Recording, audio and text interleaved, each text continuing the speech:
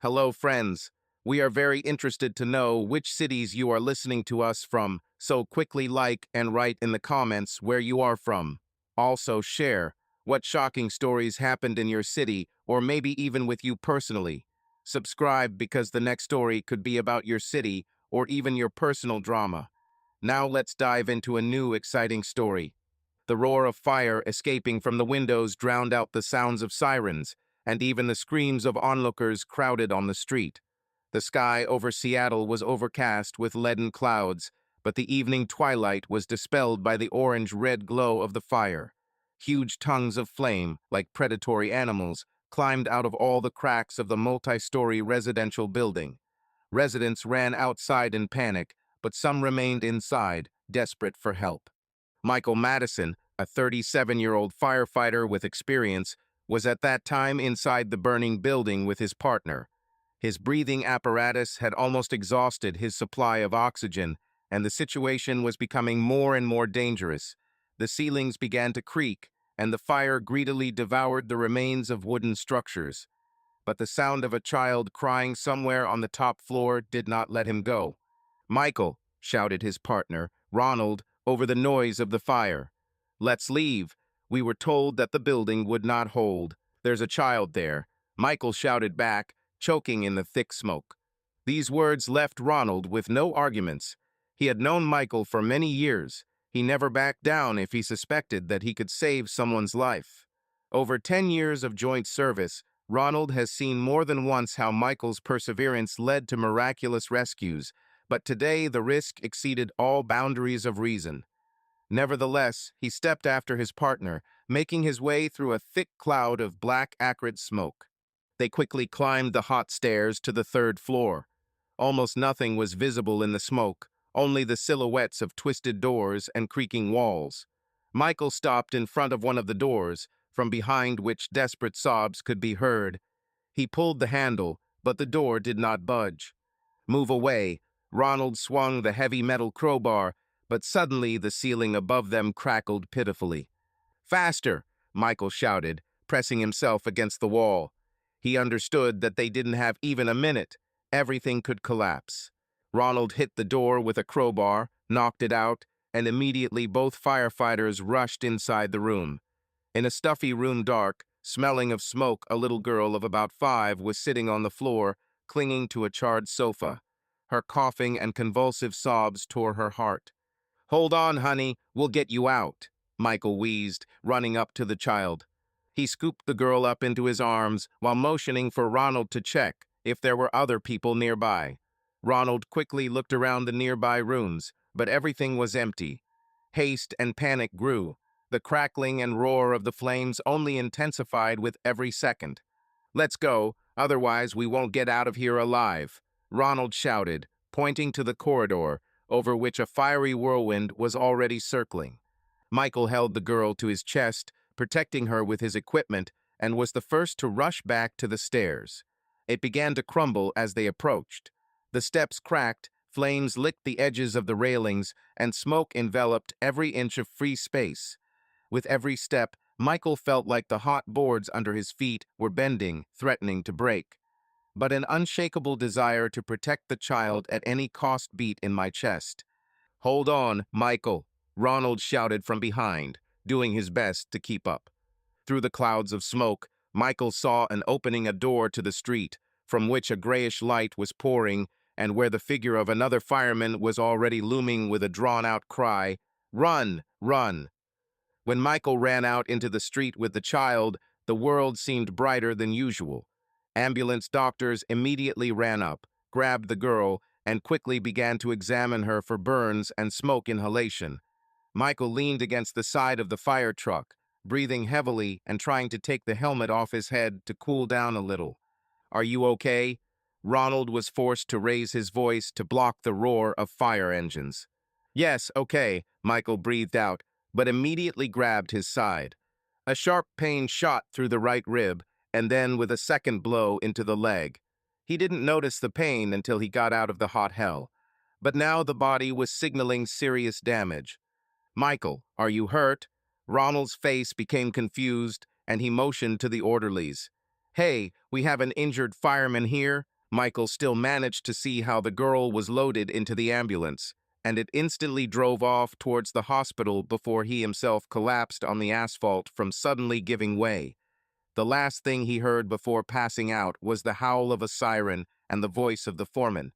"Damn it, quickly get him on the stretcher." While Michael was losing consciousness, his memory helpfully reproduced pictures from family life. His wife, Kate, meets him on the threshold of the house with a smile, hugging him and allowing him to forget all the hardships of a dangerous profession for at least a couple of hours. Her brown hair, always neatly styled, but sometimes disheveled after a whole day of trouble with the children, seemed to him the perfect symbol of comfort. Her eyes, green as spring grass in the rain, always looked at him with such sincere warmth. A couple of years ago, when their second child, son Luke, was born, Kate went through a difficult postpartum period, and Michael tried to support her in every possible way.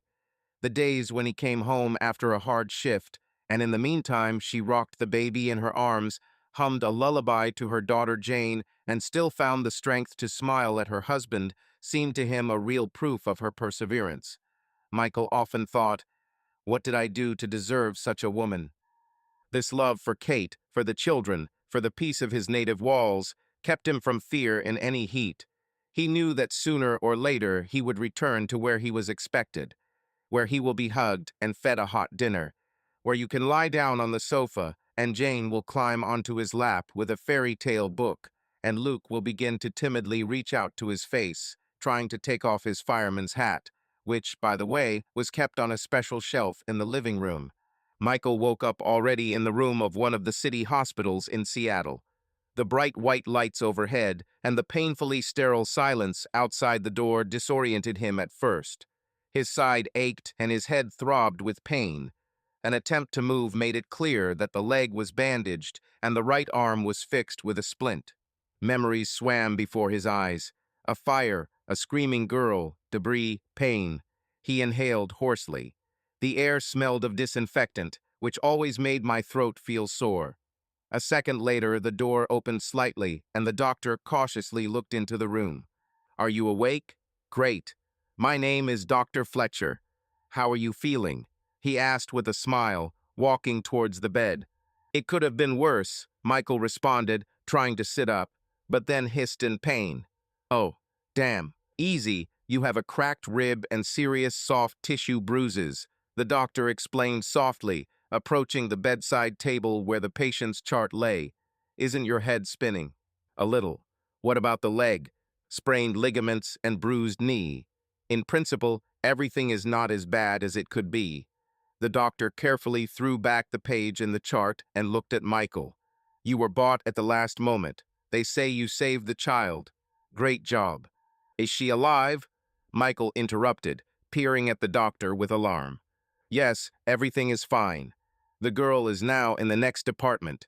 She has mild carbon monoxide poisoning, but fortunately no serious consequences." Michael exhaled in relief and leaned back on the pillow. On the one hand, he felt that he had done everything right. On the other hand, he understood that without Ronald's help he would not have gotten out. The doctor noted something on the chart for a few more minutes and, when finished, warned. "Now, most likely, someone will come to you. Call the nurse on duty if you feel a sharp deterioration in your health." "Fine.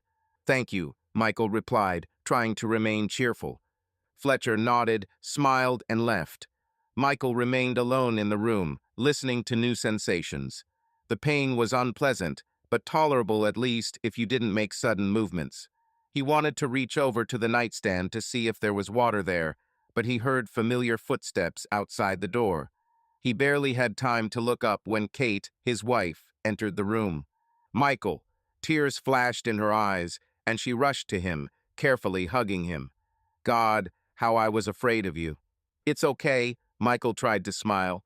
"It's a little dented, but I'm holding on." "How are the children?" "Jane asks when you will return."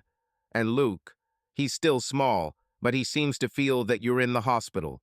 Kate quickly wiped away her tears, trying to smile at her husband. "I told them that Dad needs to lie down for a while to get better. Sorry for making you worry." Kate, without letting go of his hand, peered into her husband's face for a long time. He noticed how pale and tired she was. Apparently, she had a rough night. Michael felt a familiar warmth in his chest, love mixed with gratitude. Who else, besides her, would worry about him so much? In the next minutes, they talked about home and children, about Michael's work, about when he would be discharged. Kate confusedly described how she learned about what had happened. The fire chief called and said that her husband had been injured while rescuing the girl. How she immediately abandoned the children to a neighbor in order to quickly come to the hospital. I was so afraid, she admitted quietly, lowering her eyes. This is probably the most terrible moment in my life. Quiet.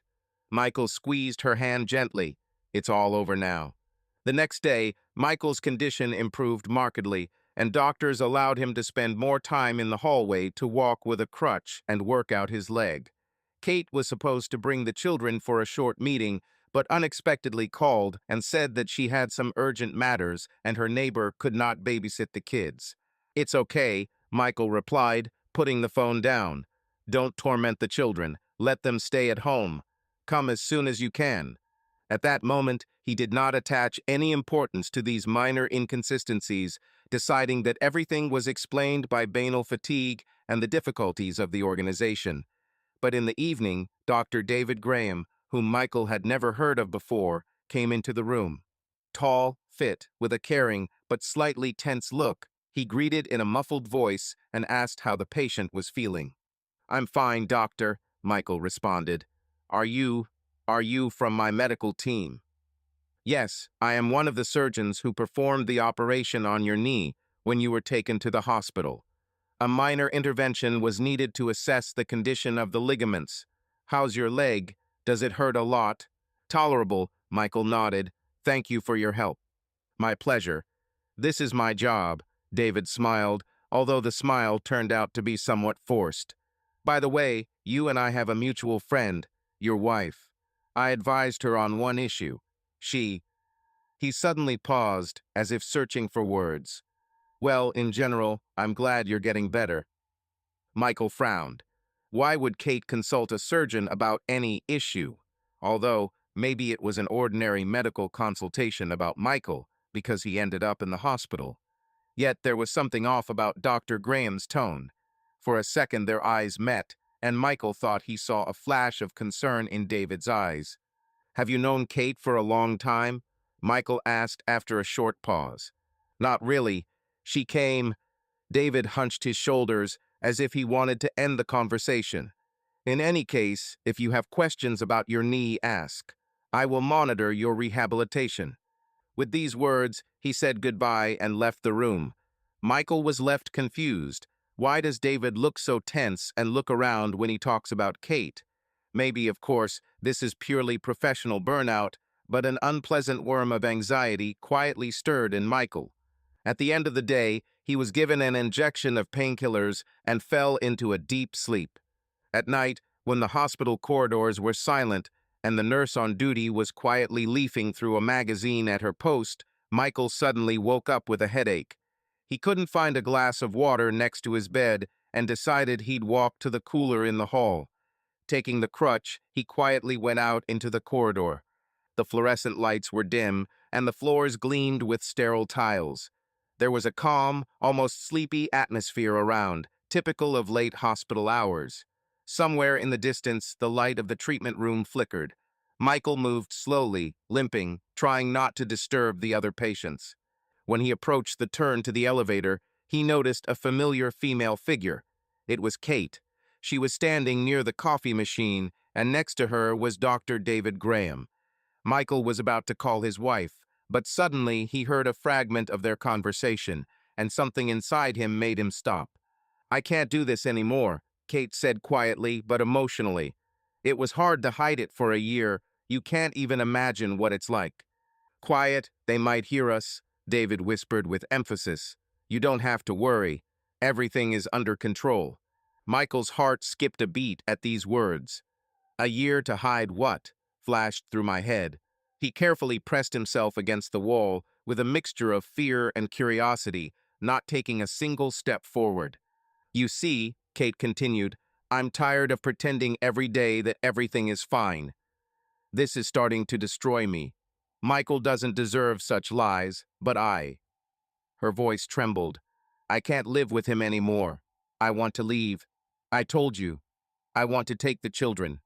Kate, David stopped short, as if trying to find the words. We have already discussed. If you decide, I will be there. But can you imagine what this means to him? A man risks his life, saves people, and is now injured.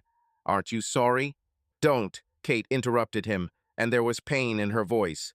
It's hard for me, but I can't do it anymore. Understand, I don't like. She paused and seemed to be having difficulty holding back her tears. Michael could not make out anything further. Emotions were seething, and he could barely hear the sound of blood in his ears, louder than any conversation. Does he want to leave? Pick up the kids? What's happening?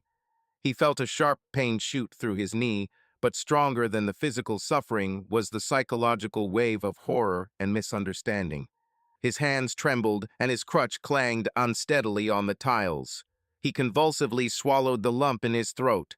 She doesn't love me. When did she stop? He did not believe in the reality of what was happening. It looked as if fate had played a cruel joke on him. Continuing to stand in the shadows, Michael listened again, but Kate and David were already speaking more quietly. There were only snatches of phrases. You can't talk yet. Maybe after discharge. We need to think through everything legally. Finally, he heard Kate say quietly, I'll go. Michael is probably already asleep, but I'll look at him tomorrow morning. The sound of footsteps. Kate and David went their separate ways. Michael remained motionless, counting to 10, so as not to come face to face with his wife. Then, staggering, he walked to the cooler, poured water into a plastic cup, and, hardly tasting it, drank it in one gulp. My head was buzzing, and there was a hurricane of emotions in my chest. What to do? A painful thought flashed. What if all this is true? His Kate, the woman who shared her life with him for so many years, raised his children. The glass fell from his hand and quietly landed on the floor. Michael leaned on his crutch with a thud and took a few steps back into the room. Everything was mixed up in his mind: resentment, fear, anger, despair. But the loudest question was one: why? In the morning, Kate came into the room again. Her face looked a little worried, but she tried to hide it by showing a smile. Good morning, she said, leaning slightly to kiss Michael on the cheek. He automatically responded to the kiss, although his heart sank from the recent nightly revelations he accidentally heard. He pretended to have just woken up. Hello? How are the children? It's okay, Kate put her bag on the chair. I prepared fruits and a casserole for you, but they say that the food is dietary, so maybe you can treat yourself after discharge. Thank you. Michael noticed how her hands were shaking slightly. Maybe she's nervous, remembering her conversation with David that night. Did you sleep well?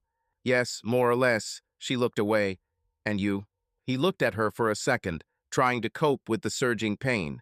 Everything was rushing around inside. I wanted to ask directly. A year to hide what? Why do you want to leave? Why with the doctor? What did I do wrong? But he didn't dare. The fear was too great, the fear of confirming my worst suspicions. He still hoped that maybe this was some kind of misunderstanding, a mistake, a result of stress. I slept fine, he finally answered. My leg just hurts. Yes, Kate nodded quickly, as if grasping this topic. The doctors say that rehabilitation may take a month or two. But you are strong, you can handle it. Their conversation was superficial, as if about the weather. Michael understood. There was a crack between them, which they tried to mend from the outside with stock phrases. He felt that now she was not here in spirit. Every now and then Kate turned away, looked out the window, or her gaze ran along the corridor, as if she was afraid of meeting someone. Listen, Michael said, forcing a smile. You shouldn't sit here all day. Go to the children. I can handle it. Yes, I guess. Kate fell silent, sighing impulsively. I'll come by later in the evening, okay? Certainly. Kate kissed him on the forehead and, trying to look cheerful, left the room, but as she left, She turned for a second and caught his eye. There was some unspoken fear or guilt in her eyes. Then the door closed behind her. Michael spent several minutes staring at the ceiling. A whole whirlpool of thoughts choked him. Maybe we should still talk, or wait. Do I have a chance to win back her love? And at the same time, a painful realization.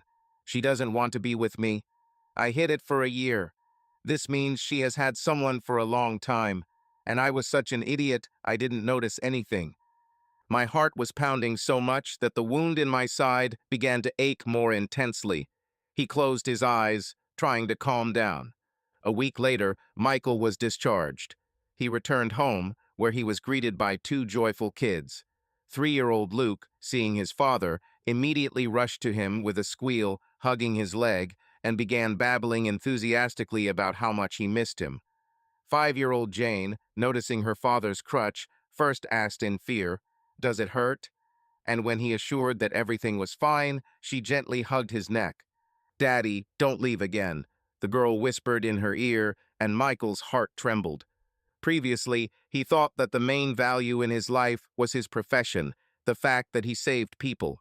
But now he understood the most important thing for him were these tiny arms hugging him, and this gentle childish trust in their eyes. And how scary it is now to think that they could be taken away. Kate was also at home, greeted him with a smile and a kiss, but Michael noticed that her affection seemed to have become on duty. She did not rush to him with hugs as before, did not sit down to talk about trifles, did not ask about his feelings and plans for the future. At dinner, she behaved almost impeccably. She served Michael's favorite dishes, joked about something, pretended that everything was fine. But deep down, Michael felt that she was disconnected from him, as if her thoughts were constantly somewhere else. When the children went to bed, Michael and Kate were left alone in the kitchen. He sat at the table, drumming his fingers on the wood, not daring to ask the questions that were tearing him apart from the inside. And at this time, she was putting the dishes in the dishwasher, avoiding looking into his eyes. "How is work?" Michael finally asked, even though he knew she had been taking on more shifts lately, making excuses about needing money after his injury. "Okay," Kate answered briefly, closing the car door. "Did something happen?" He saw how tense she was. "No, everything is fine. I'm just tired." She nervously wiped her hands with a towel. "I'll go to bed." He wanted to say, "Wait, I feel that you are far from me. Are you really going to leave when I just got out of the hospital?" But I couldn't. Seeing the fatigue and tension on her face, he chickened out. It seemed to him that if he started a conversation now, she would say the terrible, "Yes, I'm leaving." And he couldn't stand it. No matter how bitter it is, the fear of losing her, the fear of losing her children, turned out to be stronger than the desire to know the truth. He was the last to go into the bedroom, noticing that Kate had already laid down, turned to the wall, and was apparently asleep. Michael undressed and carefully sat down on the bed, experiencing aching pain in his knee. "I'll have to start some rehabilitation exercises," he thought, trying to distract himself. But the brain immediately returned to what had happened during these days. A little later at night, he heard a rustling. Kate came out of the bedroom and went into the living room. He sat up, watching as she leaned into the phone and spoke quietly to someone. Her voice sounded warm and trusting, not like with him. Later, when Kate returned, he pretended to be asleep. She lay down carefully, trying not to disturb him, but Michael caught her quiet sigh, full of doubts and internal discord. And again the uncontrollable question rang in my head. Why?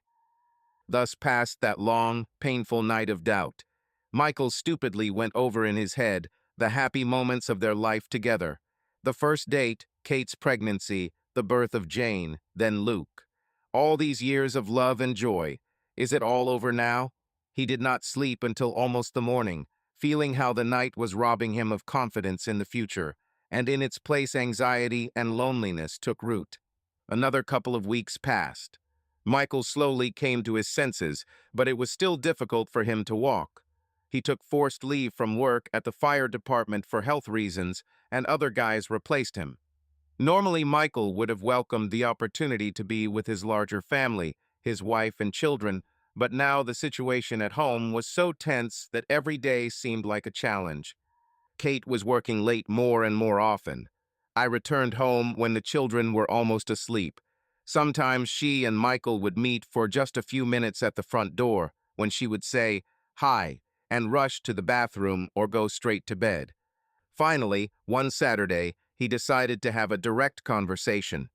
In the morning, when Kate was getting ready to go somewhere, Michael intercepted her in the corridor. "Wait, Kate. We need to talk." He tried to keep his voice even, but everything was bubbling inside him.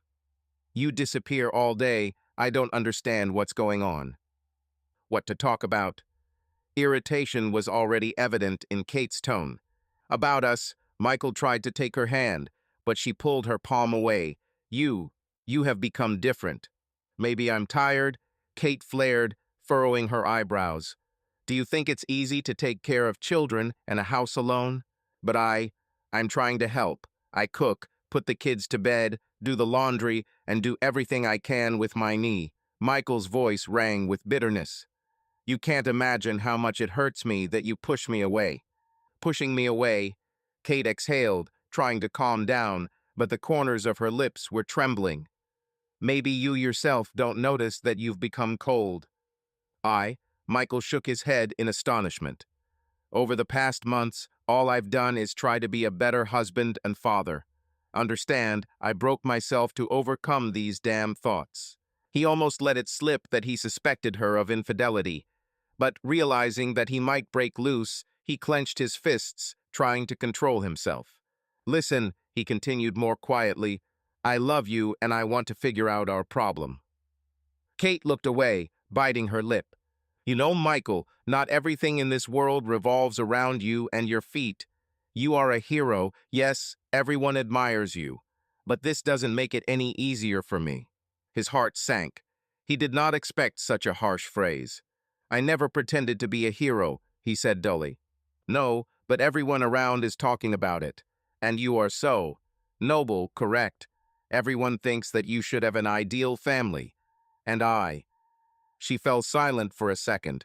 "I'm tired of being an addition to your heroism." "Kate, what's happening to you?" He wanted to come closer and hug her, but she pulled away and grabbed her bag. "I need to go. Please warm up the children's lunch." And with these words, she left the house, slamming the door loudly. Michael stood frozen, staring into space, slowly realizing that they had just had their first real fight in years. A quarrel full of mutual reproaches, irritation, and misunderstanding. He felt empty. At that moment, Jane appeared in the corridor, rubbing her eyes. She asked anxiously, "Daddy, is Mommy gone?" "Yes, honey." Michael knelt down, barely holding back the pain. "She'll be back soon." "You had a fight, right?" "I heard."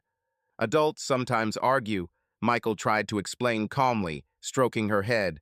"But we love you very much." Jane buried her face in his shoulder, and Michael felt a wave of powerlessness in front of life cover him. Previously, his strength was that he had a strong family, and now everything was going wrong. A few days later, Michael met with his friend Harry, a former police officer and now an employee of a security company. They were sitting in a small bar not far from Michael's house. The dim light of the lamps, the wooden decoration, and the smell of strong alcohol created an atmosphere in which it was easier to talk about unpleasant things. "Tell me what happened to you." Harry put a glass of beer on the table and looked at Michael with the gaze of a man who knew the criminal world, betrayals, and frame-ups firsthand. "I think my wife is cheating on me," Michael managed, looking down. Harry raised his eyebrows. "Kate, come on. This can't be true." "Are you sure?" "I overheard her conversation with a doctor in the hospital. They talked about how it was hard to hide this for a year, and that she wanted to leave me, take the children." Michael clenched his hands into fists so that his knuckles turned white. "Damn," Harry muttered. "I'm sorry, man. Any evidence?" "Only rumors. But I feel that she is moving away. She works until late, avoids conversations, doesn't even allow you to touch her like before." Harry nodded and took a sip of his beer. He saw how depressed Michael was. "Look, if you want to know the truth, I know a good private detective. He can follow her, collect evidence. Private detective. Michael frowned. I never thought I would come to this. Understand. But if you have reason to believe that your wife is cheating, and if you are afraid that she will take the children, you will have to act tough. Otherwise, you may end up with nothing. Yes, Michael looked down into the glass of wine he took for himself, since he tried to avoid strong drinks after taking medications. I'm afraid for the children. I don't want them to grow up without a father, and I don't understand what's going on in Kate's head. Okay, Harry patted his friend on the shoulder. I'll give you the detective's number. His name is Randolph Morgan. He helped me with work matters more than once. The guy isn't cheap, but he knows his stuff. Michael, feeling his heart clench at this conversation, nodded. He wasn't sure he was mentally prepared to hire a spy to spy on his own wife. But the fear of losing his family, or rather losing his children, really outweighed his doubts. Thank you, Harry. I hope this all turns out to be a lie, and He wanted to say, and I'm wrong, but he understood. There was too much circumstantial evidence indicating that this was not a mistake. This ended their conversation. Harry paid the bill, and they went outside. The cold, damp Seattle air hit Michael's face, making him shiver. He walked, leaning on a cane, and felt that the internal cold was even stronger than the street dampness. It's as if a period of warmth is ending in his life, and a long winter of uncertainty and pain begins. The next day, Michael met at his house with Randolph Morgan, whom Harry had spoken about. The detective looked about 40 years old, with penetrating eyes and calm, slightly mocking manners. He listened carefully to Michael, writing down details, where Kate works, what her habits are, what kind of car she drives, possible addresses for meetings with the doctor.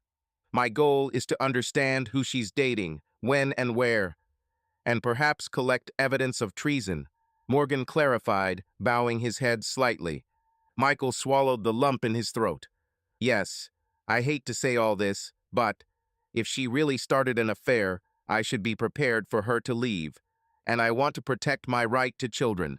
I understand, the detective nodded, carefully putting away the notebook. I will work discreetly, that is, unnoticed. No unnecessary sounds, no harassment in front of your eyes. I will take photos and videos if necessary.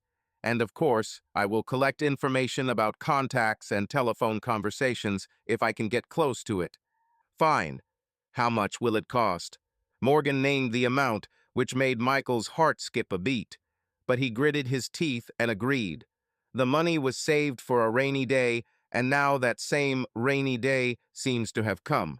I will provide you with a detailed report at the end of each week, the detective explained. If you have additional questions or information, please report immediately. Michael walked him to the door and, returning to the living room, sank onto the sofa with a feeling of heavy stone in his soul. He always considered himself an honest person, respected the privacy of others, and did not tolerate interference in other people's correspondence. But now he himself was paying for secretly spying on his wife. Lord, where are we going? Michael thought, covering his eyes with his hand. But there was no answer, only a nagging feeling that all this was the beginning of the end. A week later, doctors gave Michael permission to begin light duties at work, provided that he did not lift heavy objects or climb into the epicenter of the fire. His colleagues at the fire department greeted him friendly, with joy. Hey, the hero is back, they shouted, hugging him. But behind the smiles of his comrades, he felt pity and understood that this was no longer the same Michael who had previously burst into burning buildings without fear. His knee ached more and more often, and doctors categorically did not recommend risking his health. The fire department foreman, Corporal Roberts, asked Michael to take on administrative work, including checking equipment, updating documentation, and coordinating training for new employees. A temporary measure until you get stronger, Roberts explained, placing his hand on Michael's shoulder. The main thing is that you are with us, brother, and we are proud of you. Michael nodded gratefully, but when he returned home after his shift, he did not feel satisfied. Previously, work was a passion, an impulse, a mission for him. Now it has turned into some kind of sluggish process where he is considered a hero, but at the same time he feels like a burden and constantly drags his sore leg. Nevertheless, Michael continued to wear a mask of calm and confidence because he needed to create the illusion that he had everything under control. He didn't want to admit, even to his best friends, that he was mentally on edge. Every time he left the fire station, the first thing he did was look at his phone. Was there a message from the detective? What news? And every time my heart sank in anticipation. What if I see a photo of Kate and David hugging? What if there is evidence of her lying? Paranoia grew, anxiety came in waves. And at home, Kate continued to play the role of an estranged wife, mainly paying attention to the children and avoiding conversations with Michael. If he asked how her day was, she automatically answered, "Fine." If I tried to suggest going somewhere together, there was a reason for refusal. "I'm tired. I have an early shift tomorrow. The kids need to sleep." Evening came, the children fell asleep, and Michael and Kate lay in the same bed, separated by a kilometer-long chasm of mutual mistrust and hidden feelings. One night Michael couldn't sleep. The clock showed 2 o'clock in the morning. Kate was already asleep or pretending to be asleep. Thoughts haunted him, and he decided to go outside to get some fresh air. There was silence outside. The cold wind of the October night blew across our cheeks. Michael sat on the porch, peering thoughtfully into the light of the street lamp, and suddenly his phone vibrated in his pocket. Message from the detective. "Mr. Madison, I need to meet with you. Tomorrow at 10 a.m., Red Lake Cafe on Parker Street. I have information you would like to know." Michael's heart jumped into his throat. That's all, the thought flashed. He knew that the detective wouldn't ask for a meeting without a good reason, so it's something important. Perhaps pictures, facts confirming his worst guesses. The next day, having justified himself to Kate that he needed to stop by the department, Michael went to the appointed cafe. Detective Randolph Morgan was already waiting for him at a table in the corner. In front of him lay a thin folder and a small laptop. "Greetings," the detective said quietly as Michael sat down opposite him. "I have studied your wife's routes over the past 2 weeks. Pay attention to the photos." He held out the folder. Michael opened it with trembling hands and saw several color photographs. Kate outside a Seattle hospital, Kate in Dr. David's car, Kate and David entering a motel on the outskirts of the city. The last photo seemed to hit him in the face. The picture was clear. She and David together were clearly not going for medical purposes to a hotel with a red sign. The next shot is of them leaving there after a couple of hours. "I wanted to clarify whether to give you more detailed materials," Morgan said, seeing Michael's lips turn white. "More detailed?" he asked in a choked voice. "I also have video recordings as well as printouts of phone calls and text messages," the detective explained. "Look, some messages are quite eloquent." He opened his laptop and showed correspondence taken from Kate's phone, probably using a not-so-legal method. There were short but frank phrases. "I miss you." "I can't wait until Saturday." "Seeing each other so rarely again is torture." And all of this was addressed to a person listed as David G. Michael felt the ground disappear from under his feet. Pictures of the past and happy memories mixed in his head with the hopelessness of the present. He knew that this was not just casual flirting. This was a real affair that had been going on for about a year. So, while he was risking his life in a fire, while they were raising children together, Kate was at the same time sharing her love with someone else. "Oh my God," Michael whispered, closing his eyes. I hate her." The words sounded wild, but at that moment he felt only pain and rage. "I understand," the detective said without condemnation. He has seen his clients' families fall apart many times. "What do you want to do next? Should I continue collecting information?" "No," Michael swallowed hard, realizing that he already had enough of this evidence beyond the roof. "That's enough.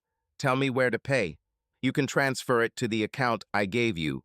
If you want to continue monitoring, let me know." Michael stood up from the table with an absent look, taking the folder and quickly saying to the detective, "Thank you." He needed to leave, hide from the prying eyes of the cafe, because he felt that a little more, and he would burst into tears right in front of strangers. On his way out, he ran into a woman in a red coat who shushed him indignantly when he stepped on her foot. But Michael barely noticed this. All his thoughts boiled down to the fact that the life he cared so much about was coming apart at the seams. That evening, Michael, sitting in his car, could not bring himself to enter the house. In his hands was the same folder with evidence. He sorted through the photographs, reading these messages that were terrible for him. Jealousy and resentment burned from within. Then he slammed the folder shut and stared out the windshield. What now? He asked himself. Do I really want to divorce her? And what about the children? I remembered Harry's words. If you are afraid that she will take the children, you will have to act tough. Now he had evidence against Kate in his hands, which, most likely, would help him prove her infidelity and moral instability in court. But can I stoop to that? Michael asked himself. At the mere thought that the children might be deprived of their mother, he felt terribly sad. But it's even worse to think that she could leave with them for another man, and Michael would be left alone in an empty house. He sat in the car for several hours, weighing his options. Finally, a plan formed in his head, to use the detective's materials as leverage over Kate, so that she refuses to leave, or at least does not try to take the children away. Only this thought gave him a tiny hope that he could avoid the complete collapse of his life. Late in the evening, entering the house, he ran into Kate in the corridor.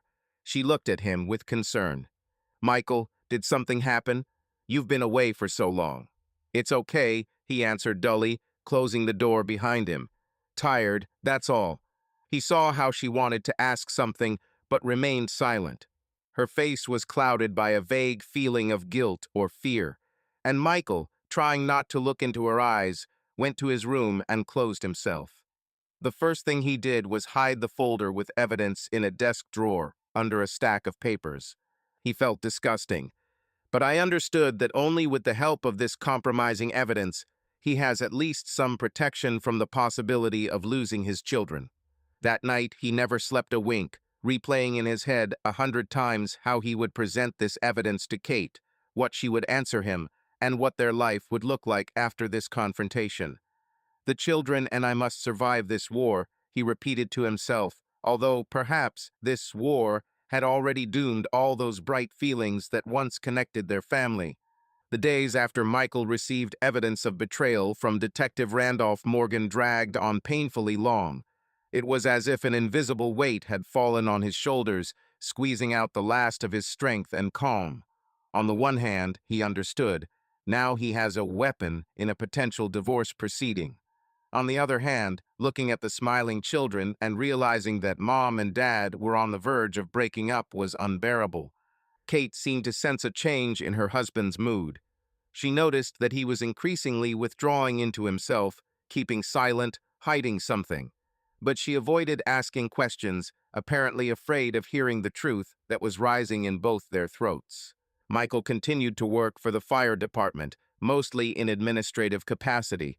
The knee still hurt, although the rehabilitation was slowly going well. He hardly chatted with his colleagues if before he liked to share family stories and tell jokes about children. Now he closed himself off and avoided conversations under various pretexts. One evening, when the children were already asleep, and Kate was sitting in the living room with the phone, Michael tried to indirectly bring her to frankness. How is work? Is it difficult now?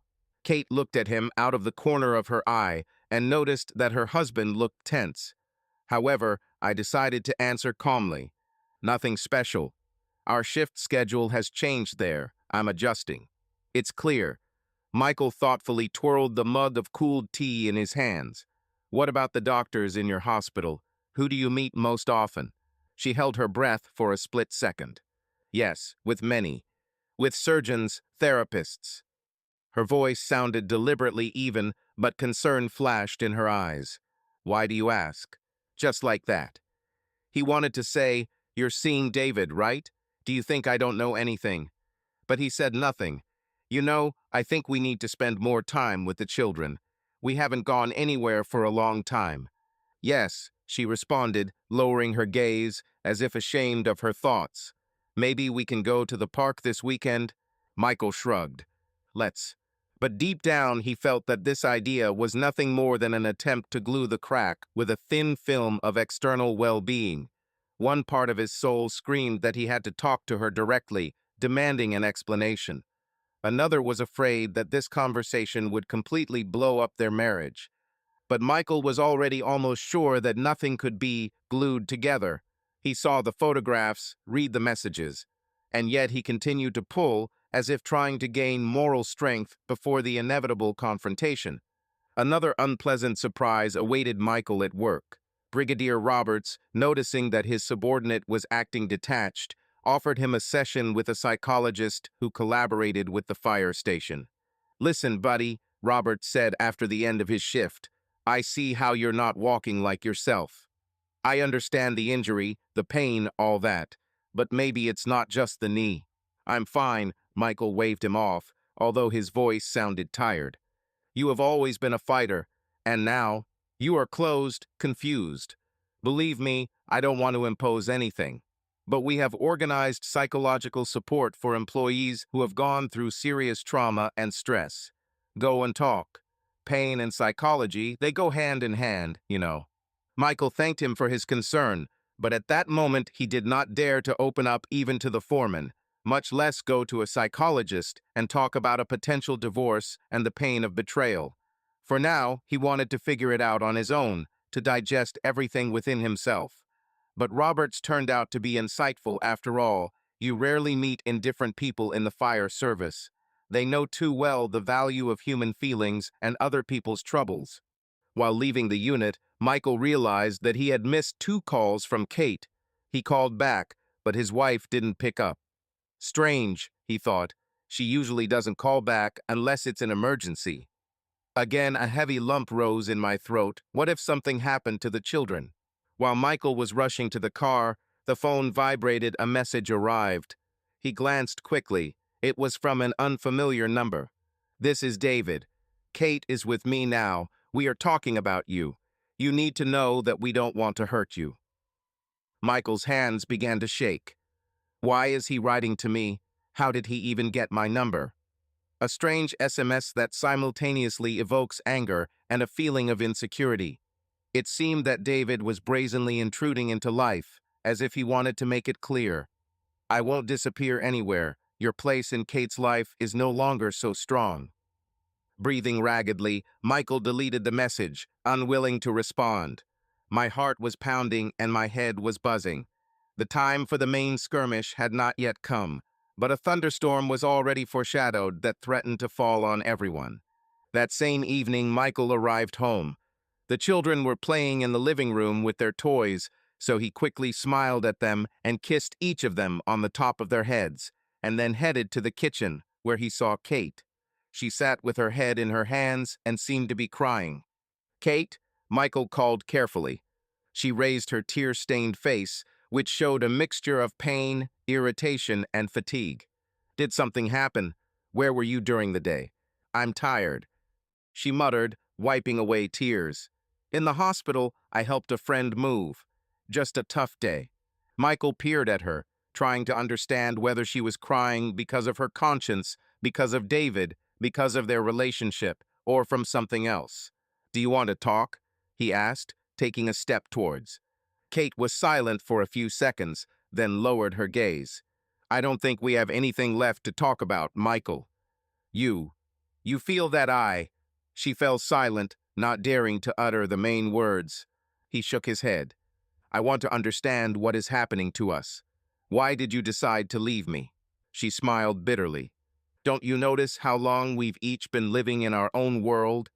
You are constantly at work, saving people. It's wonderful. Honestly, I'm proud of you. But I feel that there is no place in your heart for my problems. And I myself—" Her voice trembled. "I'm confused." He gently touched her shoulder. "I've always believed that we get through everything together, Kate. If you said you weren't feeling well, I would stop the world to help you." Warm words that would have touched her heart before now hung in the air like belated excuses. "Maybe it's too late," she whispered, and getting up, took her bag from the table. Sorry, I'll go take a shower. The conversation was again left unfinished. Michael sighed heavily and returned to the children. He understood that he himself was now on the verge of taking a decisive step. Too much bitterness has accumulated, too many questions, and inside there is still a burning hope that maybe everything can be worked out after all. However, the upcoming thunderstorm was already illuminated by lightning in their souls, waiting for them to result in a real flurry of mutual accusations.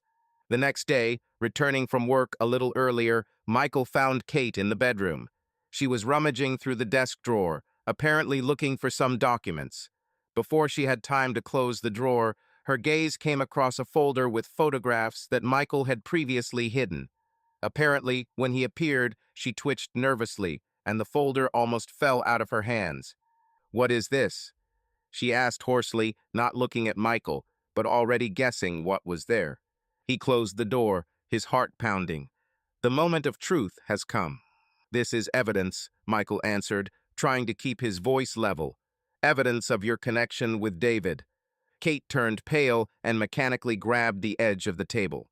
Were you spying on me?" "Not for you, but for the truth," Michael responded harshly. "One casually heard phrase in the hospital was enough for me to understand that you were hiding something. Yet, Kate, the whole year, and you didn't even find the courage to tell me." The wife's face flushed with shame and indignation. "How could you? Hired a detective. How could you?" Michael raised his voice, forgetting about his desire to remain calm. "How could you lie straight to my face, at the same time raise my children, and still pretend that everything is normal? Why didn't you say directly, 'Michael, I don't love you'?" She wanted to answer something, but only took a shuddering breath. "What? Nothing to say." I really didn't know how to tell you," Kate almost whispered, looking down. "I was confused. I thought I could figure myself out without breaking up our family." Michael felt everything boiling inside. To sort yourself out. Sleeping with another man, is this a way to sort things out? "Don't you dare judge me," Kate exclaimed, and her eyes flashed with indignation. "You don't know how I felt alone while you worked all day and forgot about our minor problems. Yes, it's my fault for not leaving earlier, guilty for allowing myself to have feelings for David. But don't you dare call me." "Who should I call you?" Michael interrupted, clutching the folder with photographs with his fingers. "You did everything yourself, hiding the truth. If you had come to me then, a year ago, and said, 'Michael, everything has passed for me, I fell in love with someone else,' I might have." He closed his eyes, swallowing a lump of bitterness. "I would let you go, for your happiness." "Is it true?" Kate didn't seem to believe it. "Would you accept everything so easily?" "I would hate myself. I would think that I didn't keep you. But I would not humiliate you, force you to live with me without love." However, Michael abruptly pulled out one of the photos from the folder, where he and David entered the motel. "You acted differently. You dated your lover behind my back for a year. You humiliated me as a husband, the father of your children." The voice trembled, the face was distorted with pain and indignation. "And most importantly, you destroyed my respect for you as a woman." Kate stared at the photo, tears rolling down her eyes. She tried to say something, but Michael didn't stop. "Now I know that your love for me died a long time ago. That your reworks were a lie. That while I was saving people from the fire, risking myself, you spent time with him." He swallowed a bitter lump. "Before you went to bed with another man, you should have talked to me." A tense silence hung in the room. Kate sobbed, covering her mouth with her hand. "Sorry, I didn't know how to do this. I was scared. I thought you would never understand." "Sorry," Michael smiled wryly. "Sorry, I don't judge your feelings for David. Everyone has the right to love whoever they want. But betrayal is different. You destroyed my feelings for you as a good woman, trampled them, overriding them with behavior." He exhaled hoarsely. "With the behavior of a woman of easy virtue." These words, full of bitter resentment, hit Kate harder than if he had yelled at her. She inhaled convulsively, trying to control her sobs, and only repeated, "You don't understand. You don't know how much it hurts me." It hurts me too, Michael whispered, lowering his eyes. But there are also our children. No matter what happens between us, they should not suffer. Kate was silent, cowering under the weight of guilt and her own feelings. You already wanted to file for divorce, right? Michael asked, watching her nod with a pale face. Fine. We'll get divorced. She shuddered, as if the fear that had been sitting inside for a long time had finally materialized. I don't want the children to be left without a mom or dad, Michael continued, with steely determination in his voice. Custody should be 50-50ths. I won't allow them to be taken away from me or my life to be turned into a nightmare of legal battles. If you try, he pointed to the photographs, I have this evidence. And your strict religious family or the court will not be on your side. Are you going to blackmail me? She shuddered, looking at the pictures. I do what I think is necessary to protect our children. If you're not going to play dirty, we won't have to go to extremes. Michael fell silent, then added, I am not your enemy. I'm tired of being lied to. Let's just put an end to it. Everyone will go their own way. But remember, children should not feel all the bitterness of our showdown. Kate was already crying out loud, feeling that her hope of getting out of the situation with minimal losses was crumbling like sand. Perhaps she once imagined that it would be different. She would quietly leave Michael, go to David, and the children would gradually understand everything. Now reality has hit me with a terrible burden. She clutched the photograph to her chest, then lowered her hands. I didn't want it to end like this. Damn it, she whispered quietly, hiding her face. What did you want? Michael asked bitterly. So that I voluntarily give you the children, leave the house, go live under the bridge. Or should I bend in silence while you openly date someone else? She didn't answer. In the silence, only the wheeze of her breathing could be heard. Finally, Kate managed to say, I agree. If we get a divorce, I won't fight to take your children away from you. Let it be in half. Okay? Michael nodded, trying not to look into her eyes so as not to break down and burst into tears himself. First, let's fill out the necessary paperwork. I'll find a lawyer, we'll make everything official. Thus their future together, which they had been building all these years, collapsed. The final blow sounded within the walls of their common bedroom, where love and tenderness once reigned. Now there are only traces of tears, resentment, and disappointment. Despite the preliminary agreement reached, the divorce process was far from smooth. A little more time passed before they completed all the paperwork. Michael, fearing that Kate might change her decision under pressure from her family or under the influence of David, decided to consult an experienced lawyer. He found a family law specialist on the recommendation of the same friend, Harry. The lawyer's name was Marcus Wilson, a man of about 40, with a stern look and a neatly trimmed beard. Arriving at the appointment, Michael told him the situation in detail, without hiding either his pain or the safety net that he now had photographs, correspondence, and so on. I don't want to have dirty trials, Michael admitted, sitting on a leather chair in front of the lawyer's table. But I will do everything so that the children are not left without me. Wilson nodded. I understand you. You, as a father, have all the rights. If the spouse does not resist, 50-50ths custody is quite possible. But you must bear in mind that in court, sometimes the best interests of the children are taken into account. The mother often tries to show that the children should stay with her. This is a classic.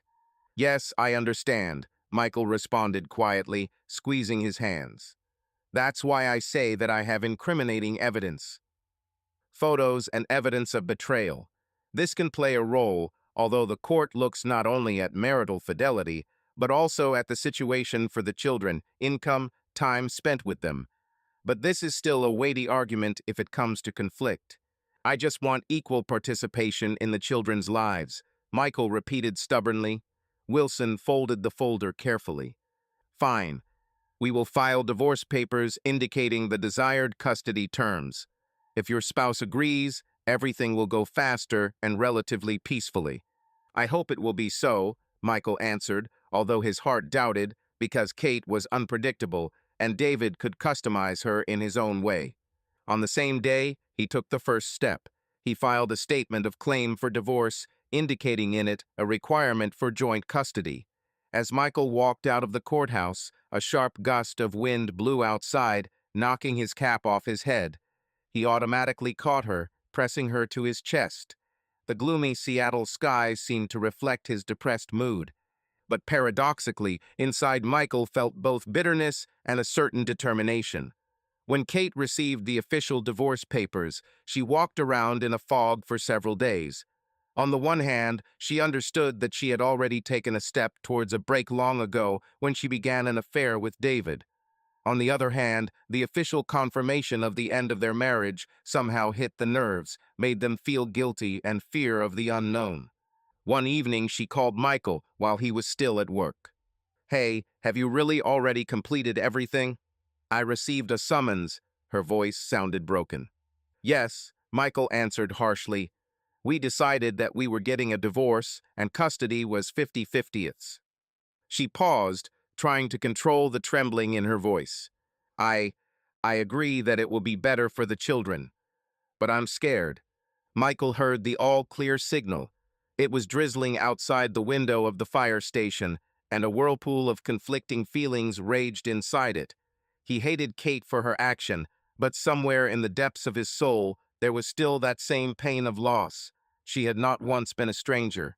He wanted to scream and cry and run away, but he was already on a path from which there is no return.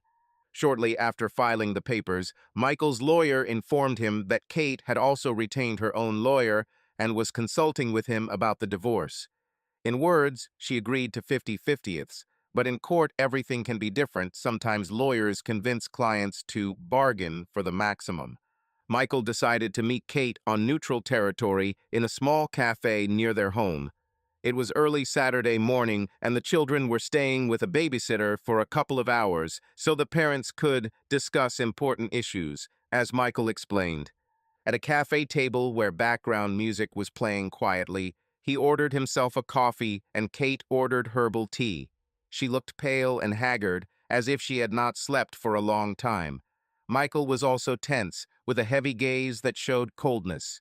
"We need to clarify something," he began quietly, trying to control himself. "Your lawyer has already contacted mine, and I don't like that he's trying to covertly say that you have every right to sole custody." Kate clasped her hands on her knees. "I didn't tell him to demand it.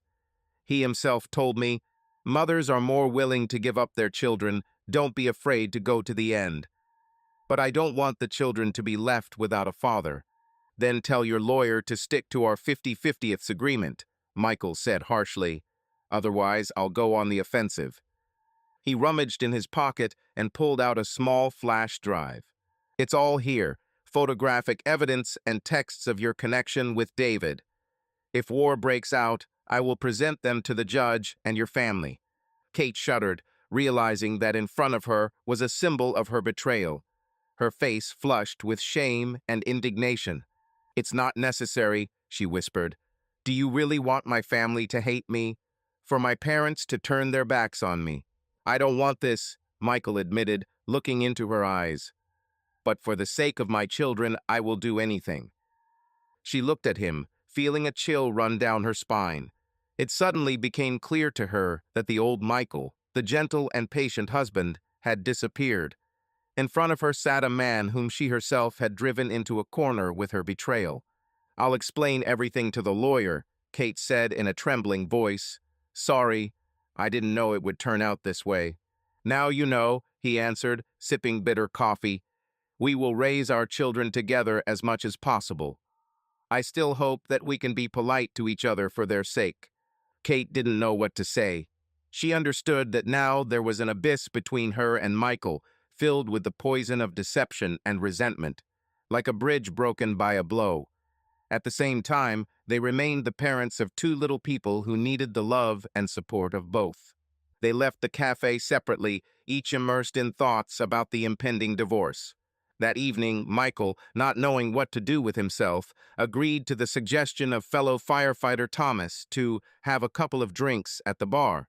He refused alcohol for a long time, trying to follow doctor's orders, but mental anxiety overpowered him. There was a slight hum of conversation in the bar, the smells of beer, fried snacks, and tobacco smoke mixed in the air. Thomas ordered a glass of whiskey and threw a small bag of nuts on the table. "Well, tell me," he suggested. "Everyone in the unit is whispering that something is wrong with you at home." Michael, not used to washing dirty linen in public, took a sip of the strong drink and felt a fire flaring in his throat and a pang of weakness in his soul. "Yes, we're getting a divorce," he finally said. "I don't want to go into details." "I understand," Thomas nodded and glanced sideways at his interlocutor with sympathy. "Once upon a time, I also got divorced. Discrepancy of characters, but it was hell. I have a photo she cheated," Michael said gloomily, deciding to confess. "So you understand, hell is still there." Thomas cursed quietly and shook his head. "I'm sorry, friend. So what now?" Michael squeezed his glass, gritting his teeth. "I'm holding on for the sake of the children. I feel disgusted, but otherwise I might lose them. Listen," Thomas took a sip of whiskey, "there's little nobility in divorce. Everyone protects themselves. If your wife really wants to be with someone else, all you have to do is take the maximum of what is dear to you." "Yes," Michael covered his face with his hands. "But it's all dirty. I love children. I am ready to do anything to raise them. And this fucking blackmail. I don't know how to live with myself. Listen, imagine what will happen if she takes everything and leaves with her lover. Then you will see the children once every 6 months. Think about it. What is more important, your conscience or your children's destinies?" Michael understood his friend's logic, but inside he felt burning shame. He never thought that it would come to this: hiring a detective, collecting incriminating evidence, threatening a loved one, but Kate was once loved and fighting her in court. "You can handle it," Thomas concluded. "The main thing is don't let her fool you. Fight for your kids." At that moment, Michael suddenly remembered Kate's face when he spoke bitter words to her in the bedroom. Her tears, confessions of guilt, her fear and pain. And yet he couldn't forgive what she did. Everything was mixed up in him: rage, pity, and disgust for the situation. He swallowed the rest of the whiskey, feeling his throat begin to burn, and looked up at Thomas. "Thank you for listening. That's what friends are for," he answered, patting him on the shoulder. The night increasingly plunged Michael into wandering thoughts, interrupted by the roar of the bar. He had to go through even more difficult trials, court hearings, formal approval of guardianship, possible scandals. But he knew one thing for sure: he would not give up his children. A few weeks later, formal proceedings for their divorce began. At first, everything looked almost peaceful. Both parties, through their lawyers, confirmed mutual agreement to dissolve the marriage and divided the property of the house, car, savings, taking into account the fact that both Kate and Michael wanted not to spend extra money on squabbles. However, children remained a stumbling block. Despite the verbal agreements, Kate's lawyer, apparently trying to show himself in the best light to his client, submitted a series of motions to the court, arguing that the children would be more comfortable living with their mother on a permanent basis, as if testing whether Michael would bend under the pressure. When Michael's lawyer, Marcus Wilson, showed him these documents, he became furious. "But we talked to her about 50-50. Why is she trying to play like that again? Perhaps this is not her personal initiative, but the lawyer's strategy," Wilson said reassuringly. "He can count on you to falter or decide to peacefully give up some of your rights. But we will go to the end." "Yes," Michael rubbed the bridge of his nose tiredly. "I won't give up my children." At the first court hearing, held in a small hall with green walls, there were chairs for journalists in the corner. No one from the press was there, however it was too ordinary a thing. On the other side of the aisle sat Michael and his lawyer. On the other side sat Kate and her lawyer. The judge, a middle-aged woman with a serious expression, reviewed the case file, asked a few formal questions, and set dates for further hearings. "It appears that the parties have not yet reached a final agreement on custody," she announced, looking over her glasses. "We will try to resolve this as soon as possible, since we are talking about children." Michael and Kate didn't look at each other as they sat a few meters apart. Between them lay the cold and the same abyss that they already knew firsthand. After the first meeting, Michael returned to an empty house. The children stayed with Michael's mother's grandmother for a while so as not to expose them to the stress of the court and all these procedures. The living room was quiet and disorganized. Toys were lying on the floor. Several children's books were open on the sofa. Michael looked at all this and felt his heart ache. Once upon a time, he came home tired but joyful, hearing the patter of little feet and the ringing voices of Jane and Luke, who shouted, "Daddy has come." Now he stands here alone, knowing that their future will never be the same. He sat down on the floor, among the toys, and picked up the teddy bear that Jane loved to play with. He closed his eyes, imagining how she laughed, hugging this bear. What did I do wrong that Kate left for someone else? An old but still painful question flashed through my head. Yes, he knew about her complaints that he was absorbed in work, that she felt abandoned. But does this justify betrayal? Memories one after another came over him. Their first trip to nature after Jane was born, when Kate still had a soft smile and endless affection in her eyes. How he brought Kate breakfast in bed, trying to take care of her during the period of depression after the birth of her second child. How they laughed while celebrating their wedding anniversary. It's all over, thought Michael, dropping his head into his hands. She herself said that her feelings had dried up, that she needed someone else, and I probably didn't see her pain in time. But along with these self-reproaches, he also felt anger. She could at least not lie. I couldn't lie. He sighed, stood up, and carefully collected his toys, deciding to put the house in order. Now he had to live in a different reality, where Kate would become a stranger, where he would have to share the children according to a schedule. The thought of this cut his heart, but he tried to think more positively. At least I won't lose them completely. At least for half the time, they will be with me. The second meeting was approaching, this time more detailed. The day before, Wilson's lawyer called Michael and said that there was a possibility that Kate's side would try to accuse Michael of being overly harsh and possibly being aggressive due to work stress and use this as an argument against equal custody.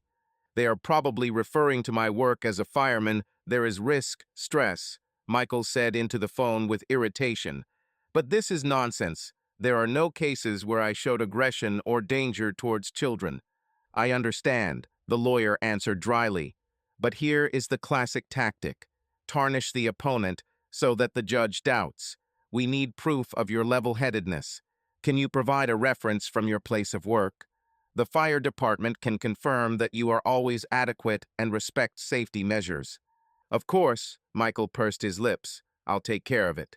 He understood how dirty this game could get, even if Kate genuinely didn't want conflict.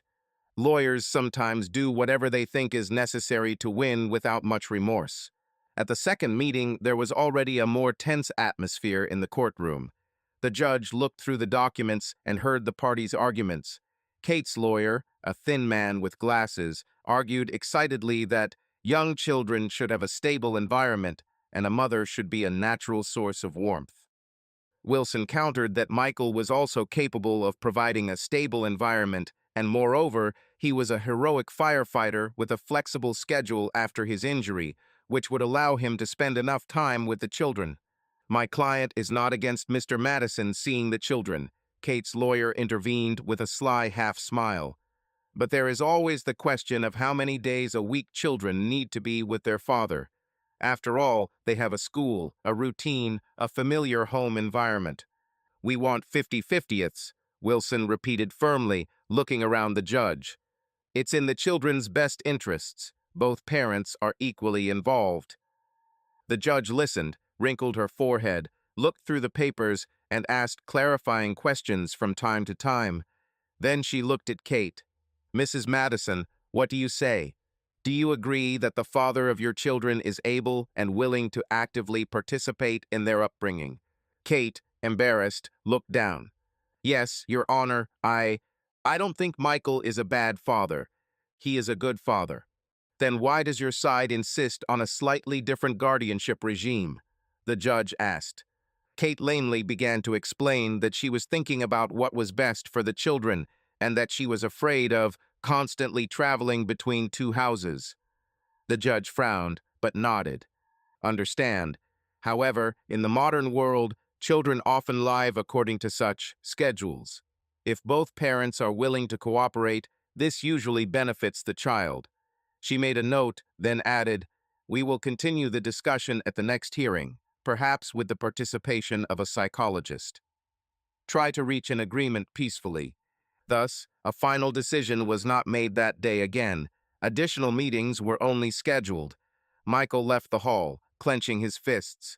He saw that Kate was looking at him with some kind of tired resignation, as if saying, "Yes, I agreed, but not everything depends on me." He cast a heavy glance in her direction, reminding her, "Don't even think about refusing 50-50, otherwise I'll show you everything." Soon after the second meeting, an unpleasant episode occurred.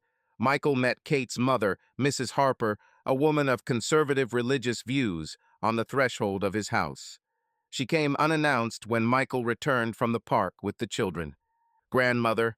Jane was surprised when she saw her grandmother on the porch. "What are you doing here?" "I want to talk to your father, honey," she answered coldly, trying to smile at her granddaughter. "Go to Grandma Evelyn's house. I'll come up a little later." The children, not understanding what was happening, went into the house. Michael remained with Mrs. Harper on the porch, hands on his hips. "What do you owe?" he asked harshly. Their relationship was never warm. "I know you and Kate are getting a divorce," Mrs. Harper began, furrowing her brow, "and I know that you threaten her." "This is mean, Michael," he chuckled. "Did she complain? Let him tell the truth why I do this. She took a lover and deceived me for a whole year." Mrs. Harper's eyes flashed with condemnation. "Maybe it's your own fault that your wife has become unhappy. But don't you dare ruin her reputation. I demand that you step aside and give her the opportunity to raise her children in a Christian way without this shame." "Oh, in a Christian way?" Michael laughed bitterly. "In a Christian way, she went to another man, being my wife? And you also want to deprive me of the right to children? I want my grandchildren not to grow up in discord, not to hear constant scandals. You yourself are a difficult person, always risking your life. And now there's this situation. Children will be better off with their mother." Michael felt his anger rising. He remembered his conversation with Kate, her fear that her relatives would judge her for her infidelity. And here it is. Mrs. Harper tries to put pressure on him, hiding behind moral authority. "Listen," Michael said, trying to remain calm, "I won't let you or anyone else deprive me of my children. I love them and will fight to the end. If your daughter doesn't give up the idea of sole custody, then yes, I will present the damned photographs to the court, and who will then be in disgrace." Mrs. Harper pulled back and exhaled sharply. "How dare you? It's a sin." "Sin, you say?" Michael clenched his teeth. "So betrayal is not a sin? Go away, Mrs. Harper. Otherwise, the conversation will only get worse." She turned around, snorting indignantly, and walked down the porch. "I'll be back," she said goodbye. "Go back," Michael answered coldly. "But you won't take my children away from me." Soon the day arrived for the third and final court hearing, where the final decision on custody was to be made. The judge heard a psychologist who communicated with the children and made sure that they needed both parents. Kate testified, admitting that she did not doubt Michael's ability to be a good father. Michael's lawyer provided testimonials from his co-workers and documents showing that Michael has a flexible enough schedule to devote time to his children. All these arguments tipped the scales towards the option of equal custody, although Kate's lawyer carefully tried to save face by pointing out some emotional tension between the spouses. At the end, the judge announced her decision. "In view of all the circumstances presented, I believe that it is most reasonable to establish joint physical and legal custody of the children, which implies that the children will spend equal time with each of the parents, and decisions on important issues will also be made jointly." With these words, the judge put the papers aside and looked at both sides. I hope that you will be able to find a constructive approach to the implementation of this decision in the interests of the children. I ask both parents to remember that the children are not to blame for anything. Michael closed his eyes, feeling waves of relief mixed with bitterness. He got what he sought, equal custody. The guys from the fire department said that this is not uncommon these days, but he was seriously afraid that Kate would be able to take his children away from him. Now this has not happened. After the trial, they were formally divorced. All that remained was to sign the final papers and draw up a visitation schedule. That same day, Michael, feeling exhausted after a hard fight, walked into a small diner near the courthouse. He took his coffee and sat at a table by the window, watching the cold rain fall outside. Victory, he thought with a bitter smile. I won the right to what should have been mine by right anyway. Was it really necessary to go through hell for this? There was still pain in his chest. He remembered the harsh words he had thrown at Kate, and her tears, and his own rage. It was as if part of his soul had been taken out of him. It seemed that this battle had left scars on him that were unlikely to heal quickly. Then he felt his phone vibrate, a text message from Kate. The children want to see you. You can come get them if you want. They miss you. He automatically glanced at his watch. According to the schedule, today was Kate's day, but nothing stopped Michael from stopping by just to chat with them. He squeezed the phone in his hand, remembering how recently she was his wife, how they lived as one family, and now he reads her message as an invitation to visit his own children. Answered briefly, "Yes, I'll be there in half an hour." Having finished his coffee, Michael went outside into the drizzling rain, no longer feeling its cold. He walked to the car, realizing that even winning custody did not relieve the inner devastation. He had children, but lost the wife he loved and lost faith in the family that once seemed indestructible. A few days later, when the legal formalities were settled, Kate packed her things and moved into the apartment that David helped her rent. Michael felt a contradiction. On the one hand, this confirmed that Kate had finally connected her life with a new man. On the other hand, he no longer had to endure her presence in the house, where reminders of past happiness were everywhere. On Saturday morning, after returning home from a short shift, Michael found an envelope on the kitchen table with the inscription, "Forgive me." The keys to the house lay nearby. He opened the envelope and took out a piece of paper covered in Kate's neat handwriting. "Michael, I can't look you in the eyes after everything I've done, but I want you to know that I truly loved you once, and those years weren't a lie. Forgive me that I did not find the strength in myself to say in time that the feelings had gone away and allowed deception to arise between us. I understand that you will never be able to forgive me. I'm leaving the kids with you this weekend. I need time to understand myself, my relationship with David, and my future life. I don't want my children to see my condition now. But then, of course, I will return to them. We will share custody equally, as we decided. Please don't hold a terrible grudge against me, although I know it's difficult. I'm sorry. Kate." Michael finished reading the letter, feeling strangely empty. She left, leaving only a paper explanation in which she admitted her guilt. But after a moment, he realized that her leaving, in a sense, no longer hurt him as much as before. He was ready for it. He clutched the letter in his hand and looked at the living room windows, through which weak sunlight was breaking through. That's it, he thought. It's really over now. Several weeks passed. Kate has settled into her new apartment. Michael continued to live in their previous home with his children, but he realized that every corner of the house was saturated with memories that haunted him. Despite the pain, he felt that his new existence was also a chance to start over, away from the ghosts of the past. Children, seeing that their mother lived separately, often asked, "Why is that?" Michael patiently explained to them, "Mom and Dad are no longer husband and wife, but we both love you and will be there for you." It was difficult to say this without trembling, but he tried. Jane seemed to understand more than Luke, and sometimes looked at Dad with a look full of childish compassion. And Luke adapted in his own way, rejoicing when Mom showed up on schedule or Dad took them somewhere for a walk on the weekend. Soon Michael made a decision: leave Seattle. The city that was dear to him is filled with too many memories and pain. He spoke with the leadership of the fire department, and they agreed to give him a recommendation to another place because the knee injury still limited his options. He put the house up for sale. When a buyer was found, Michael signed the papers with bated breath, finally saying goodbye to that era of life where he was a happy husband and father under the same roof with Kate. "Are you leaving?" Kate was surprised when she learned that he was going to move to a small town in Oregon. "What about the children?" "I'll take them with me. You still have a busy schedule with work," Michael answered. "I'm not depriving you of custody. I will bring them when it's convenient for you." "But I can't live here anymore, Kate. I need to start over."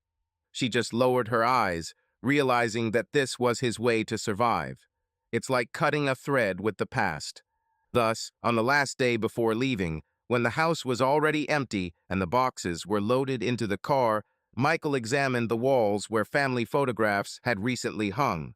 Previously, it was a stronghold of his family. Now it is only memories. A bittersweet wave of feelings rose inside, both sadness and relief that this stage of life had come to an end, like a crimson sunset, foreshadowing a new dawn, but in a different place.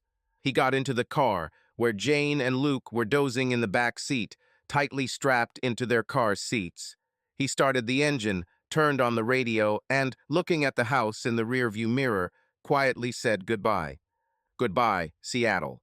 The car drove out of the yard, leaving behind the streets, houses, and street lights of the familiar city. Ahead was a long road to Oregon, where a new life awaited him, full of uncertainty, but still giving hope. He managed to save the most important thing: his children. It's been 5 years since Michael Madison left Seattle for a small town in Oregon. During this time, a lot has changed, but mainly he himself has changed. Often he recalled the day when, having collected the children and boxes of things in the car, he turned for the last time to the house where love and family comfort once reigned. Then it seemed to him that the past was pulling him into the abyss. Now, years later, he looked at the water of the river that flowed a few tens of meters from his new home and felt a peace that he had not known before. Morning began for Michael in his boat repair shop. Once he saved people from fires, and now he brought back to life old boats, metal and wood, creaky and almost decommissioned, giving them new shape and strength. The workshop stood right on the shore, with small fishing piers nearby.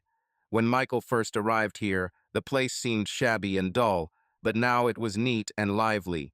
Customers brought boats for repairs from surrounding towns, and sometimes from other states.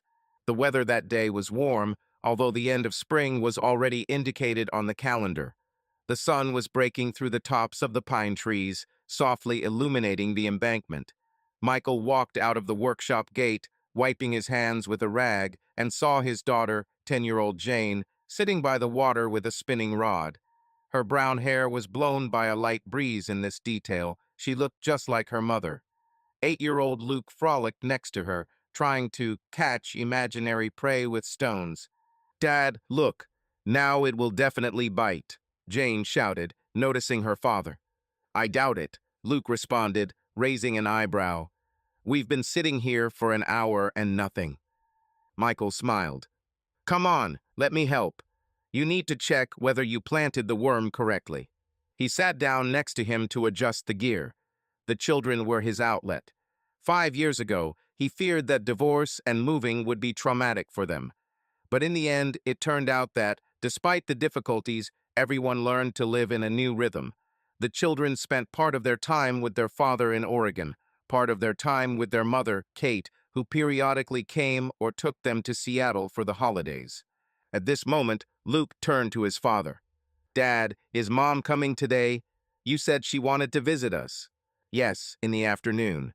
"You remember, she only has a day off in the evening," Michael answered calmly. Both children beamed.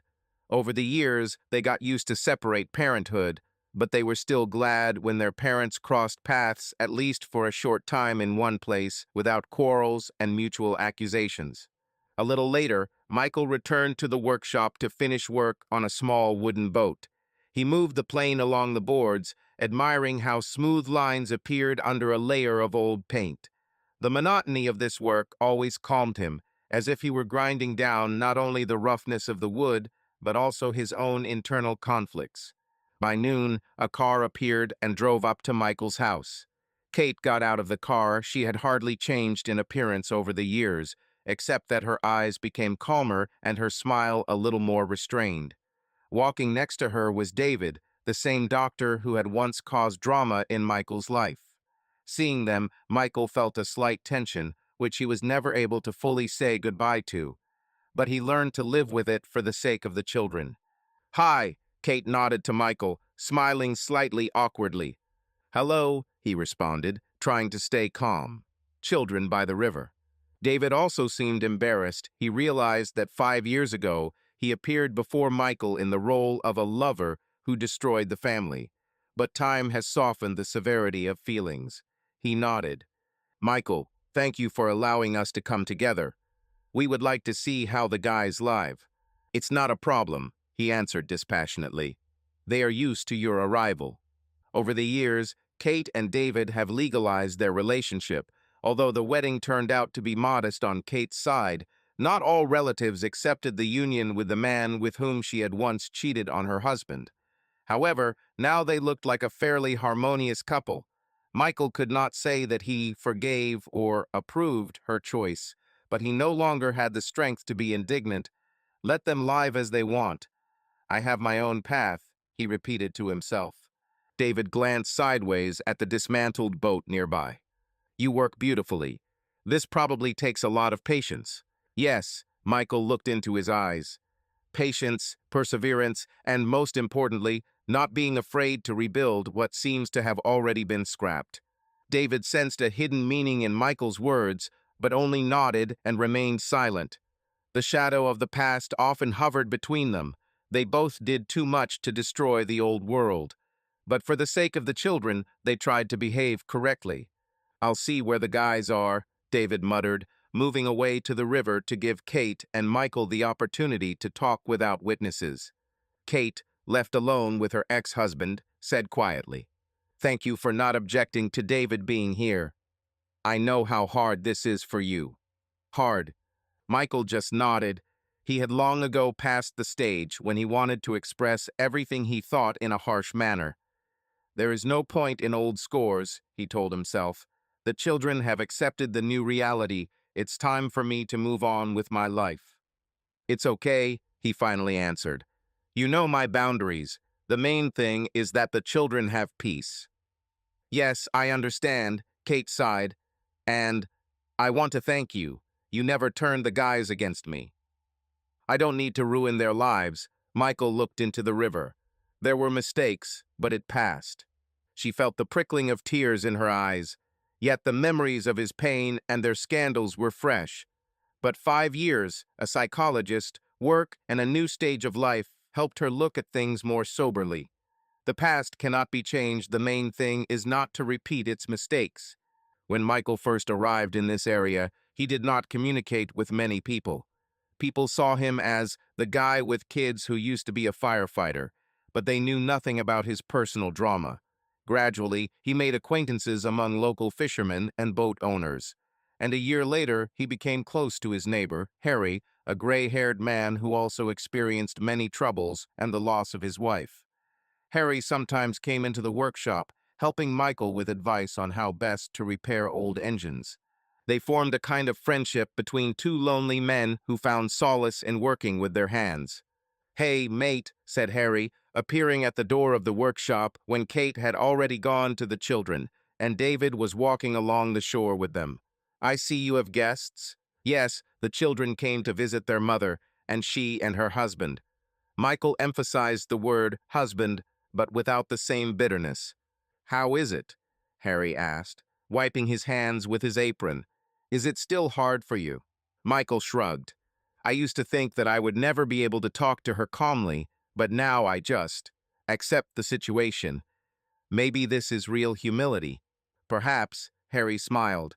"You know, I've often been convinced that time heals. Not entirely, of course. The scars remain, but you can live with them." "I agree." Michael looked at the neighbor's dog, who galloped after its owner, wagging its tail. Sometimes it still hurts me to remember what our family was like. But if it weren't for this, I would hardly be living here now by the river, working in a workshop, raising children in an almost village setting. Everything has its price. That's how it is. Harry patted his friend on the shoulder. By the way, don't forget, Sally is having a party at the cafe on Saturday. It's her opening anniversary there. Will you stop by? Perhaps, Michael smiled. I'll take the children and see. Harry raised an eyebrow. Well, maybe you can stop by without the kids, huh? There will be single ladies there. After all, 5 years have passed. Michael just chuckled. Okay, I'll think about it. In the depths of his soul, he understood that over the years he had never looked for a serious relationship. There was slight sympathy, a couple of friendly meetings. But after the divorce, my heart did not trust anyone for a long time. Now he was ready for change, albeit slowly. In the evening, when Kate and David had already left and the children had gone to bed, Michael went out onto the veranda with a cup of herbal tea. The light of the lanterns illuminated the peaceful surface of the river. At such moments, he often remembered Seattle. There was also a lot of water there, but a different rhythm, a different noise, and the old life, which seemed unsinkable until it cracked. The door creaked quietly and Jane came out onto the veranda. She had already changed into her pajamas, but she didn't look sleepy at all. Dad, can I come to you? Of course, honey. He patted the bench next to her. Jane sat up and pressed herself against his shoulder. I saw you talking to your mom and David today. Don't you fight anymore? Michael ran his hand through her hair. We don't fight. We grew out of it. Sometimes people understand that being endlessly angry means being angry with yourself. Jane nodded, lost in thought. It was clear how over the years she had learned to accept two families calmly. She even had a brother on David's father, a son from David's first marriage, who also came. Jane accepted these changes once, and for all, as one accepts changeable weather. You know, I like it here better than in Seattle, she admitted quietly. It's so peaceful here, and I have a lot of friends at school. But sometimes I miss my mother. I understand, Michael replied, but we see each other regularly, don't we? And you can call her at any time. He understood that Seattle would forever remain for children, the place where they were born and raised in early childhood. But now their roots were in this quiet Oregon land. Yes, we often call each other, and Mom writes SMS almost every day, Jane said, and after a short silence added, Dad, I know that sometimes it's difficult for you, but I love you. Michael's heart sank. If a child says this, it means he really understands, he thought. And I love you, Princess. And my brother, too. You are the best thing in my life.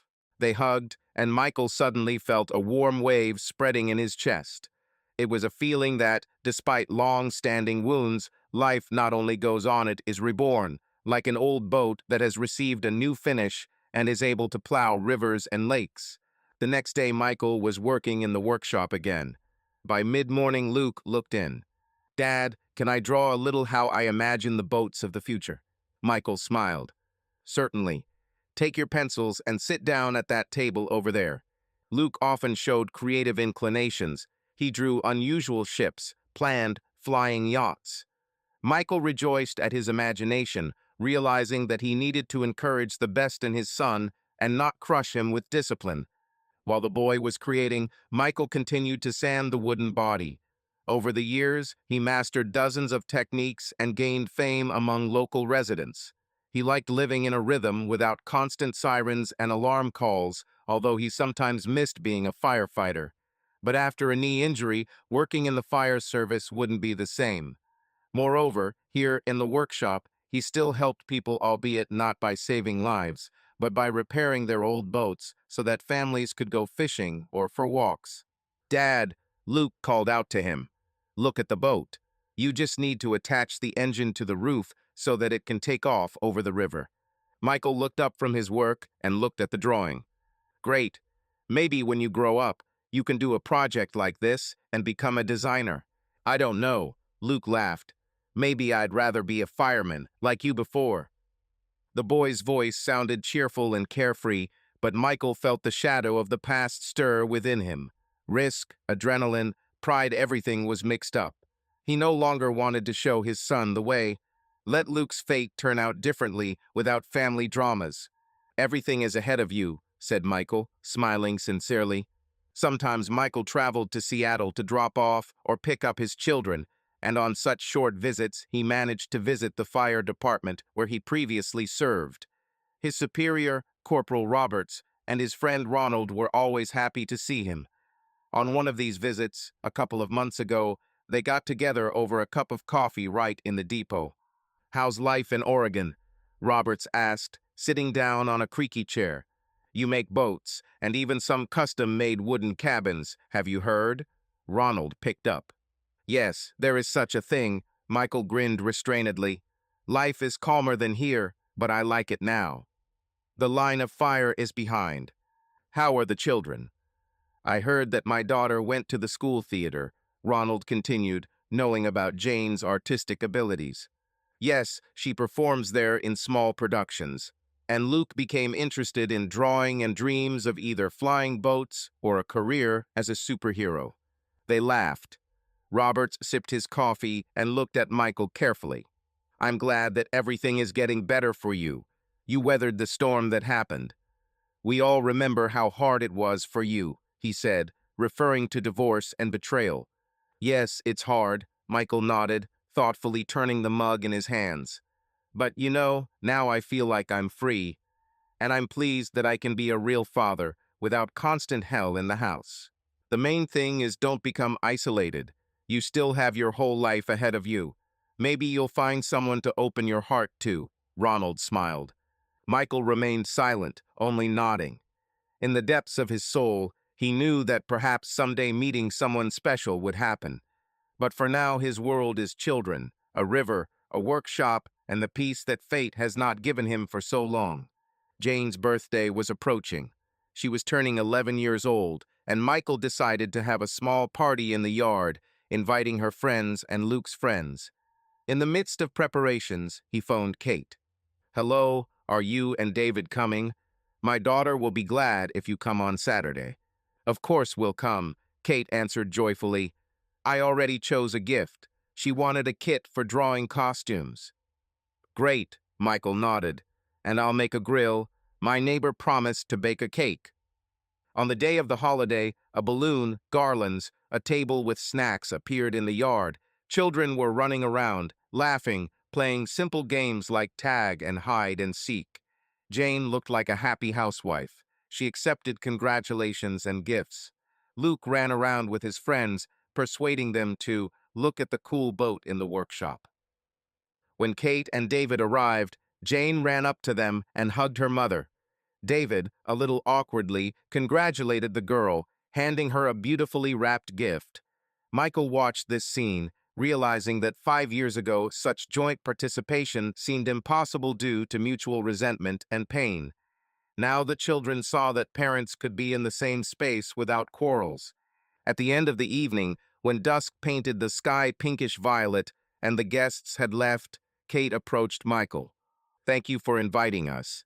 To be honest, I never imagined that we would be able to peacefully celebrate a child's birthday." Michael, looking at the sunset over the river, nodded. "I had no idea either. Life is an amazing thing." A hint of regret flashed across Kate's face. "I still regret that I hurt you, but I see that you have found your way. It gives me relief." He looked at her, and in the bluish twilight his eyes reflected calmness. "Yes, I'm moving forward, and so are you. We don't have to be enemies." They stood there in silence until David called Kate, and she left. Michael was left alone, feeling strangely light. "Apparently, we have finally learned to coexist without hatred," he thought. And although the love for Kate died long ago, the anger also went away, leaving room for something that can be called mutual agreement for the sake of the children. Late in the evening, when the children fell asleep after the holiday, Michael went to the riverbank and sat down on a small pier. The waters shimmered under the moonlight, and the silence was almost perfect. Only the distant sound of crickets and the splash of fish on the surface of the water reminded me that life was going on as usual. He took out an old family photograph from his pocket. There was himself, Kate, Jane was still just a baby, and Luke was not in the world then. The photo is wrinkled in the corners, but people's faces are still visible. So much pain and joy have intertwined in my life since this photograph was taken, Michael thought, running his fingers over the image. 5 years ago, he was furious and desperate, ready to blackmail in order not to lose his children. But life, in all its cruelty and beauty, pulled him out of the abyss of resentment. Now he felt that he had gained the wisdom to appreciate new things without destroying himself with old grievances.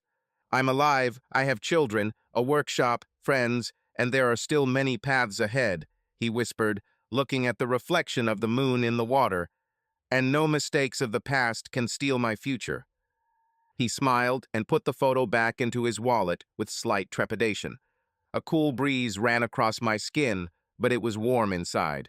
So 5 years later, after a high-profile divorce, after blackmail, tears, and mutual accusations, Michael Madison stood on the riverbank, feeling that he was a completely different person. The wounds of the past did not disappear without a trace. They left deep scars.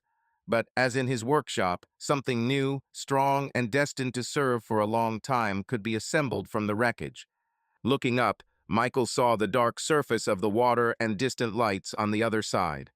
The thought arose in my head that in life there are always two banks, the past and the future, and the river between them is the present, in which we learn to swim, not drown, and finally find our refuge. Taking a deep breath, Michael turned around and went to the house where his children slept, where he waited for tomorrow with new joys and labor. He understood. Life goes on, and who knows what kind of dawn fate will give him next time. Subscribe to our channel so that your love doesn't cheat on you, and go ahead and listen to the next story, because this story is nothing compared to the next one. If you're under 18, don't even think click to the next one.